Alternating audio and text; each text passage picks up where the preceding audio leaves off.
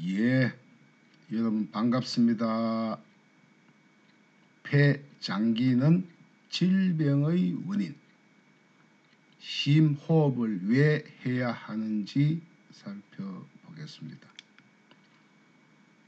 오늘 이야기 나눌 이미지입니다. 폐장기가 만드는 질병, 폐포에 차여있는 고름이나 노폐물은 일반적인 흉부 X선 촬영에도 나타나지 않습니다. 이 폐활량은 내쉬는 숨의 양은 2500ml에서 3000ml 이상 확보해야 감기에 걸리지 않고 호흡기성 질환으로 생겨나는 대재앙을 이겨낼 수가 있습니다. 자연치유 대체의학, 이 폐를 이만큼 전부 다 사용해야 되는데 평상시 숨을 쉬는 양은 이 정도밖에 들어가지 않죠. 자, 내가 만든 질병은 내가 고친다. 이번 149번째 이야기는 폐잔기, 폐에 남아있는 잔여물 편입니다. 심호흡을 해야 하는 이유를 함께 살펴보겠습니다. 우리가 평상시 호흡은 폐의 20분의 1만 사용합니다. 따라서 폐의 95%가 사용하지 않는 폐포, 장기에 의해서 질병의 씨앗이 만들어지게 되고 장기가 많을수록 면역 기능이 떨어집니다.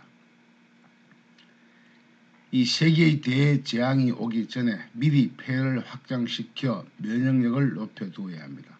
그렇지 않으면 속수무책으로 사망하게 됩니다.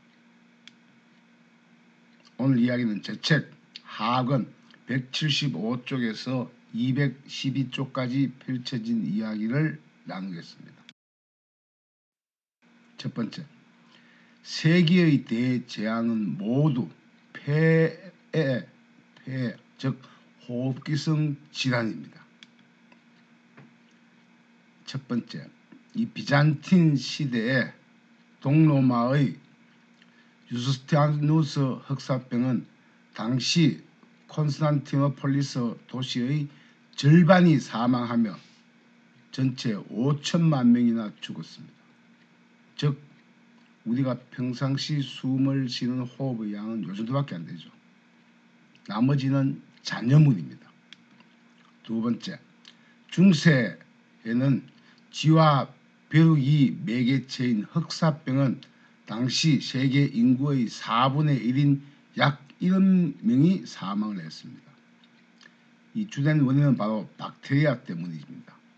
그러나 더 무서운 것은 이게 호흡기에 침입한 균이 역시 패스트 바이러스로 변하면서 수많은 사상자를 냈습니다. 세계 대재앙의 1위 전염병에 해당이 됩니다. 세 번째, 스페인 독감, 1918년 무어년에 생겼다 해서 무어년 독감이라고도 부릅니다. 이것은 바이러스의 공격으로 5천만 명이나 되는 사람이 목숨을 잃었습니다. 우리 조선에서만 14만 명이나 목숨을 잃은 호흡기성 질병입니다. 이게 세계 재앙의 두 번째 전염병이에요. 세 번째, 1957년, 58년에 나타난 아시아 독감으로 400만 명, 1968년, 69년 홍콩 독감으로 또 400만 명이나 목숨을 잃은 것도 전부 다 바이러스에 의한 호흡기성 질병입니다. 다섯 번째, 1919년 코비드, 즉 코로나19 바이러스로 700만 명이나 목숨을 앗아갔습니다. 국내에서도 3만여 명이 목숨을 잃었는데 중요한 것은 지금 끝난 것이 아니고 현재까지 진행 중입니다. 이 바이러스가 또 어떤 변이를 일으켜서 인류를 공경할지 상상만 해도 끔찍하겠죠. 또다시 대재앙이 닥쳐오게 됩니다. 6번째, 흔히 곰보병이라는 천연두, 홍역도 바이러스에 의한 것이며 세계의 대재앙들은 대부분이 바이러스에 의한 호흡, 즉 폐에 바이러스가 들어와서 질병, 목숨을 잃었습니다. 7번째, 따라서 이 면역력은 폐활량, 즉 호흡량과 비례합니다. 폐활량이 크면 면역력이 뛰어나고 폐활량이 낮으면 면역력이 낮습니다. 자, 공기가 들어가지 않는 95% 이상의 장기가 잔여물이 오래될수록 면역력이 낮아지고 그 낮아진 만큼 적혈구 수치가 현저히 낮은 대신에 피 속에 염증 수치, 염증이 더 많아지게 되면 결국은 대장에 속수무책으로 당하게 됩니다. 두 번째, 곧 닥쳐올 세계의 대재앙에 대비해야 됩니다. 이게 바로 건강한 폐죠. 자, 첫 번째, 인류를 공포로 떨게 만든 천연두은 패스트 병이죠. 이 천연두와 패스트, 이게 공포를 떨게 만들었고 흔히 이야기하는 사스, 에볼라, 코비드19, 일부는 이들에 비하면 아주 하찮은 수준입니다. 이 하찮은 코로나19로도 이미 700만 명이나 죽었죠. 두 번째, 둘 다 무서운 병이지만 천연두는 바이러스, 패스트는 박테리아가 유발하지만은 각 병원체의 특징적인 양상은 결국 패스트의 박테리아가 옮기지만 결국은 호흡기성으로 전파되는 질병으로 바뀌게 됩니다. 세 번째, 패스트는 갑자기 나타나 사람을 때로 죽이지만 반면 천연두는 숙주를 서서히 죽이면서 장기적으로 인구 집단 내에서 천천히 번져나가게 됩니다. 네 번째, 이 이미 사멸된 천연두와는 달리 패스트는 설치류의 전염병이라 인간이 전부 예방접종을 받아도 박쥐나 또 다른 설치류의 바이러스가 남아서 변이를 일으켜서 인간을 다시 공격하게 됩니다. 다섯 번째, 특히 패스트는 병은 체이지만, 즉 균이지만 감염 후에는 이것이 호흡기성 바이러스로 돌변한 패스트 바이러스가 더 무섭습니다. 이런 경우는 치료를 받지 못하면 치사율이 사실상 100%에 달하는 것이 문제의 심각성이 있습니다. 그래서 면역 기능이 없으면 100% 죽는다는 이야기예요. 여섯 번째, 따라서 감기가 잦은 사람, 감기가 작게 오는 사람, 또 현재의 질병이 있거나 폐활량이 아주 낮은 사람은 세계의 대재앙이 되면 살아남을 수 없게 되므로 평소 97%가 염증과 노폐물로 가득 찬 폐포를 살려내야만 살아남을 수 있게 됩니다. 일곱 번째, 따라서 감기에 걸리는 사람, 또 옷이 잘 오는 사람, 면역력이 현저히 약한 사람은 지금부터 설명하는 이야기를 잘 들으시고 폐를 잘 살려내어서 면역 기능을 높여서 감기에 걸리지 않는 사람이 되어야겠습니다. 세 번째, 그럼 나의 면역력을 알아야 합니다. 첫 번째, 나의 면역력은 폐활량과 비례합니다. 후 하는 공기가 많이 나오는 사람은 폐활량이 아주 큰 것이고 또 후 하지 못하는 사람은 폐활량이 작아집니다.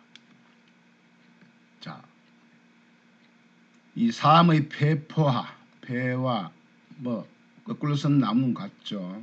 사람은 산소를 들이마시고 이산화탄소를 내뱉으면 나무는 이산화탄소를 먹고 산소를 우리 인간에게 해주는 관계죠. 그래서 이 허파 끝에는 세경 끝에는 이렇게 풍선, 즉 폐포가 있는데 여기에 있는 노폐물이 차인 것은 엑스선 촬영에도 나오지 않는다는 이야기예요. 그걸 헤아릴 수 있는 방법은 내 폐활량을 체크해야 됩니다. 두 번째, 인체의 폐는 보통 4,500에서 6,000ml, 즉 페트병 1.5리터짜리 3개에서 4개 정도의 폐활량이 있어요. 엄청나죠? 이 폐 용량 중 90% 정도가 노폐물이나 염증이 차여도 폐가 나쁜 줄 모르고 살아가요. 왜? 20분의 1. 20분의 1이면 얼마입니까? 그 6,000으로 잡아도 한 300ml 정도의 평상시 수분밖에 들어가지, 주먹만큼 들어갔다 나와도 이거밖에 안 해요. 여기 문제는 이 폐포 끝이 문제입니다. 세 번째, 이 질병은 3억 5천만 개 정도의 폐포에 염증이나 미세먼지, 개털, 각질 등으로 막혀있기 때문에 이게 질병의 씨앗입니다. 네 번째, 폐포에 차인 고름이나 노폐물은 일반적인 흉부 X선 촬영에도 나타나지 않는 게 문제입니다. 다섯 번째, 현대의학으로 막혀있는 폐포의 염증이나 세균, 노폐물을 빼내는 방법이 없는 것이 문제입니다. 그걸 빼낼 수 있는 유일한 방법이 헬루 손따기예요. 제가 테스트를 한번 해본 사진 이미지입니다. 폐활량은 2,500에서 3,000ml 이상 확보해야 감기나 호흡기성 질환, 앞으로 닥쳐올 세계의 대재앙을 이겨낼 수가 있습니다. 일곱 번째, 자, 집에 있는 비닐 많죠. 풍선 가지고 해도 됩니다. 근데 풍선은 압력이기 때문에 뱉기가 힘들죠. 그래서 일반적인 비닐에 풍선 불리기나 비닐 봉투에 빨대를 꽂아서 코로 숨을 들이신 후 입으로 후 하면서 공기를 담아보세요. 제가 요 이미지에 여기 있는 것은 그냥 심호흡하지 않고 그냥 호흡으로 공기를 넣은 것입니다. 요 정도 같으면 얼마냐? 한 250에서 300ml 정도밖에 안 돼요. 그 다음 코로 들이쉬는 입으로 지호흡을 길게 해서 후 길게 이렇게 부는 거예요. 근데 부었더니만 저 같은 경우는 3,300ml 정도의 공기량이 담겨져 있습니다.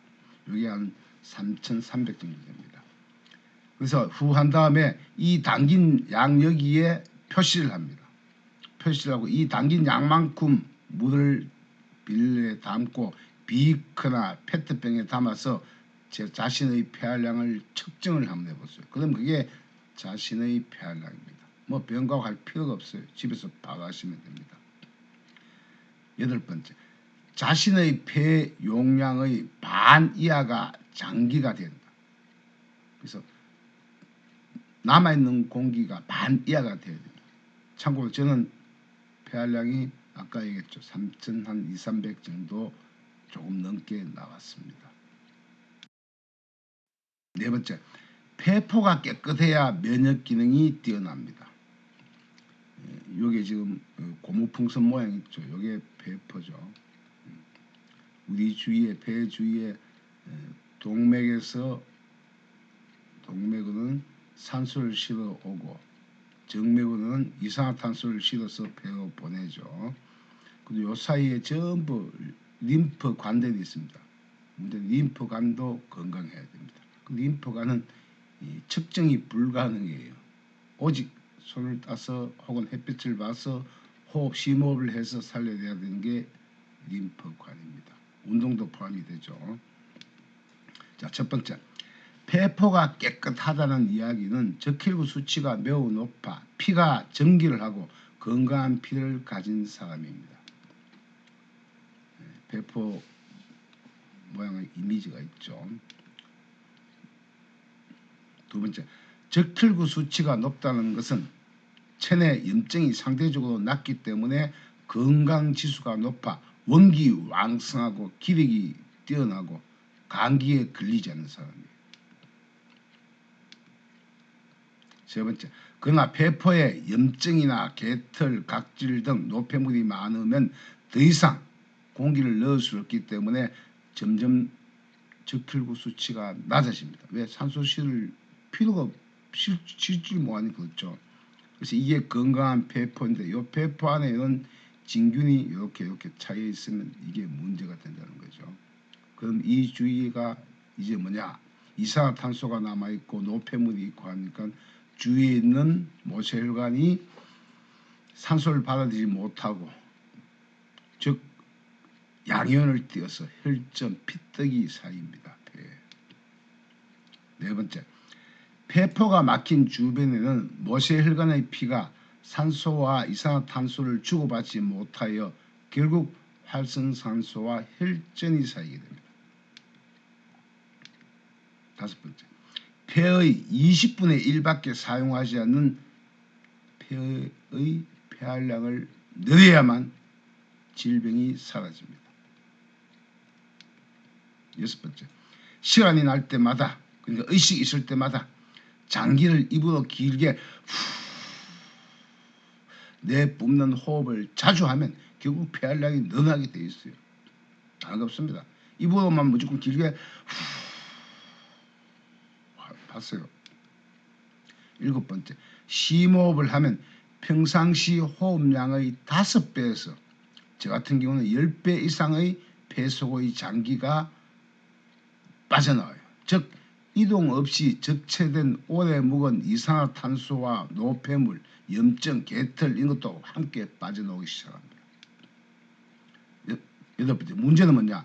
이 심호흡을 해서 후 호흡을 하면 이 장기가 빠지게 나오게 되면 결국은 뭐냐? 그것을 더 많이 빼내려고 기관, 식도의 선모작용이 활발해져요. 그러니까 뭡니까? 가래에 있는 나쁜 균 있는 것이 막 올라오니까 이때 막 기침을 막 하죠. 이 기침을 할 때는 절대 약을 먹으면 안 됩니다. 그래서 우리가 감기 나을 때쯤 되면 기침을 하죠. 기침을 한다는 이 감기가 나을 때가 다 돼간다는 거예요. 속에 그동안 죽어있는 병원균, 뭐 염증 이런 것을 빼낼 때 기침을 하는 거죠. 그래서 기침을 할 때는 가급적이면 약을 드시지 않는 게 좋습니다. 또 혹은 기침이 먼저 간다 그러면 더 빼고 싶다. 딴 거 없습니다. 무생채에서 제 앞쪽 강의 다 설명이 되어 있습니다. 먹으면 또 기침을 다시 하게 되죠. 그러면 더 많이 빼낼 수 있습니다. 폐의 염증을 빼내는 가장 좋은 약은 밭에서 나는 산삼이라 하죠. 바로 무생채입니다. 자, 다섯 번째, 심호흡을 하지 않으면 폐혈전이 쌓이게 됩니다. 이런 부분 지금 혈전이 쌓이면 이렇게 피가 버렇게 변하죠. 이런 부분. 자, 첫 번째, 평소 호흡량은 폐의 20분의 1밖에 사용하지 않으므로 평상시 심호흡, 깊게 하는 호흡을 자주 하여 폐활량을 최대한 늘려야 됩니다. 두 번째, 산소가 폐 전체에 들어가지 못하면 결국 이산화탄소의 장기가 오래 머물며 정맥 모세혈관의 적혈구가 양이온을 띠면서 이게 양이온을 띠면 굳어집니다. 그래서 혈전, 피떡이 되고 폐에 혈전, 피떡이 쌓여서 결국 오래 지나면 활성산소의 공격을 받아 폐암이 되는 것이에요. 자, 이 건강한 폐죠. 자, 건강한 폐와 폐암의 진행 과정을 한번 비교해 보세요. 자, 이게 지금 이제 기관에서 가장 먼 쪽부터 차곡차곡 막혀요. 여기에 염증이 많으면 늑막염이 생기고, 여기에 염증이 많으면 기흉이 생기죠. 자, 건강한 폐와 비교해 보세요.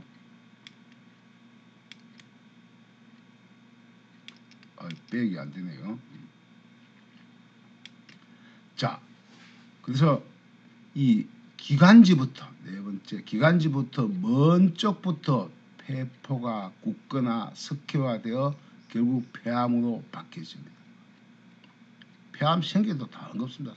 혈류손 따기 하면 점점 폐활량이 많아지게 됩니다. 다섯 번째, 따라서 평소 시간 날 때마다 비읍구배호흡, 제 강의 132강에 배우면 단전호흡, 숨을 쉬는데 아랫배가 움직이는 호흡법을 이 비읍구배 호흡법에 132강을 보면 자세히 나타났습니다. 이 호흡법으로 하게 되면 림프구가 살아납니다. 즉 림프에 뭐 영양분, 그 다음에 염증, 노폐물, 암세포 같은 게 있죠. 이런 것을 살려서 암도 예방되고, 그래서 호흡으로 림프구를 살려내고 폐활량을 키우는 방법이에요.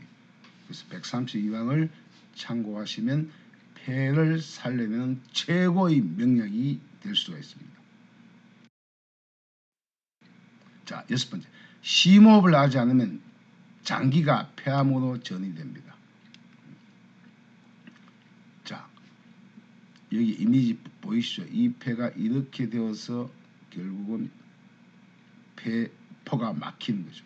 이산화탄소, 미세먼지, 염증, 개털, 고양이털, 각질, 세균, 바이러스 이런 것이 쌓여서 폐포가 막힙니다.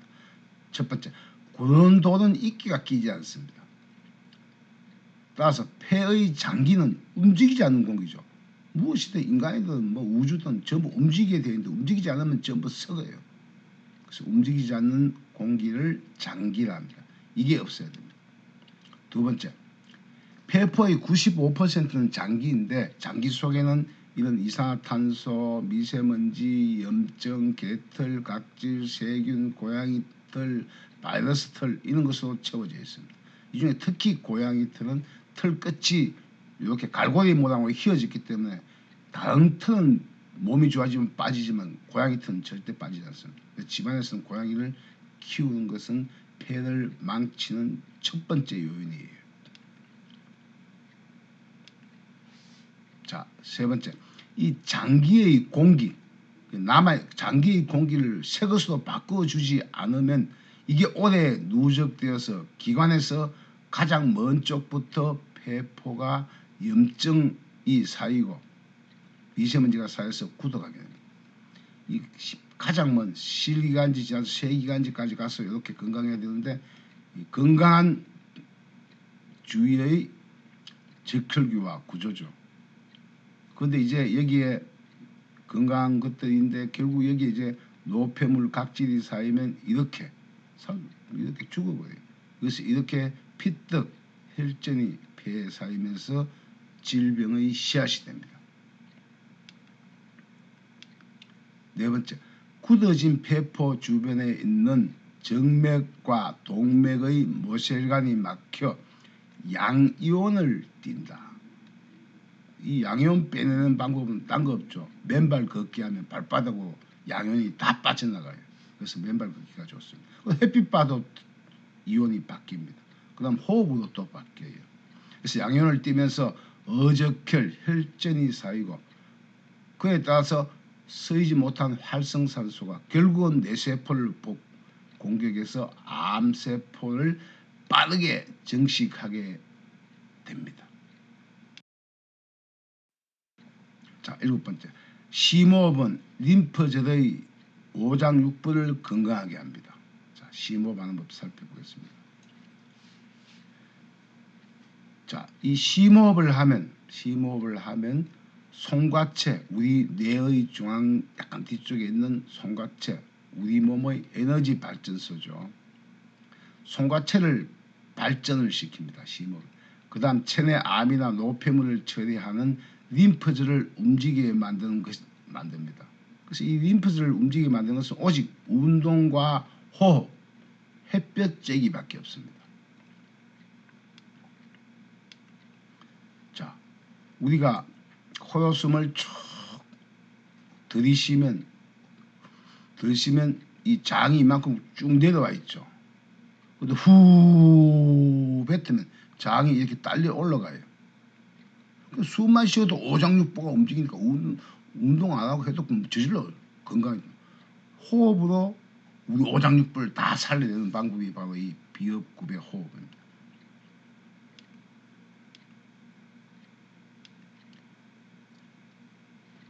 그래서 두 번째, 평소 자기 주먹 크기 정도의 호흡량에서 심호흡을 하면은 5배 내지 10배 더 많은 호흡량이 되므로 이 가로막이 오르고 내리면서 오장육부를 더 움직이게 만듭니다.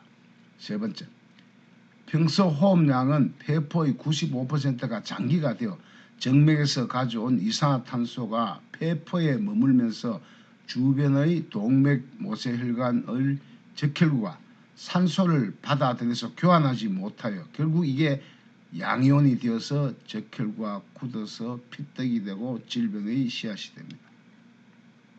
네 번째, 따라서 폐포 주위를 돌고 있는 림프관의 노폐물이 적체되어 림프액이 굳어지며 암세포를 기하급수적으로 만들기 시작합니다. 다섯 번째, 그리고 폐포 속에 있던 염증이나 미세먼지, 개털, 각질 등의 노폐물 속에 유입된 바이러스, 병원균, 세균이 정식할 때 이때 폐렴을 유발시키거나 그게 또 시간이 지나면 폐암으로 전이되기도 합니다. 자, 이러한 문제를 해결하기 위해서 매일 그리고 자주 시간 날 때마다 심호흡, 즉 비호흡, 구배 호흡을 해야 하는 이유가 바로 여기겠습니다. 숨을 쉬면 반드시 아랫배 단전이 움직여야 돼요. 숨을 쉬는데 가슴이 움직인다. 그 다음에 이거는 폐활량이 이미 반이 썩어버린 사람들.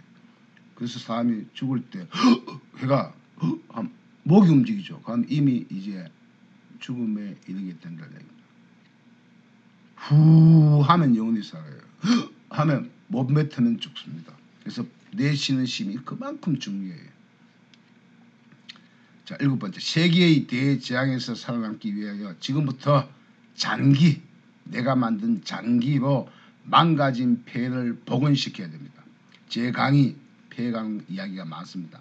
3강, 13강, 50강, 71강, 132강 갈수록 점점 내용이 많아집니다. 강은 모두 폐렴이나 폐를 살려내고 폐암을 치료하는 방법을 이야기 드립니다. 이들을 잘 살펴보시고 잘 들어서 원기왕성한 사람으로 거듭나시기 바랍니다.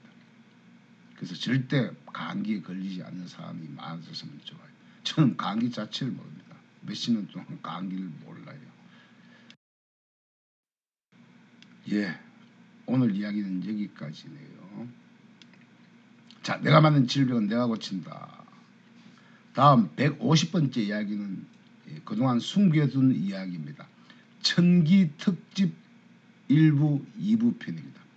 내가 내 몸의 기운, 하늘의 기운을 받아서 내 몸 안에 송과체를 살려서 기를 만드는 방법을 일부에 합니다. 즉 천기공을 모아서 내 질병을 내가 치료하는 방법이 일부입니다. 그래서 기공을 만들어서 송과선을 발전시켜 기를 진동하고 나의 질병을 치료하고 또 우주까지 보낼 수 있습니다. 이게 바로 2부에는 151번째 이야기는 천기 특집 2부편입니다. 내가 만든 기를 만들어서 이것을 우주 반대편, 지구 반대편으로 보내면서 상대방이 무슨 병이 있는지 다 내 손에 나타납니다. 그래서 상대방의 질병도 진단하고 또 기를 계속 넣으면 질병이 치유가 되겠죠. 그 다음에 구토하거나 이런 현상이 생깁니다. 믿지 않는 분이 아마 대부분일 텐데 저는 이미 20년 전에 이것을 마스터했습니다. 천기를 지구 반대편으로 보내는 방법과 치료, 이게 151번째 얘기입니다. 예, 여기까지 정보가 도움되셨다면 구독 한번 눌러주시면 감사하겠습니다. 한 번만 눌리면 더 이상 누를 필요가 없죠. 또 내용이 좋으면 좋아요, 알림 설정도 부탁을 드리겠습니다. 예, 긴 이야기 경청해 주셔서 감사합니다.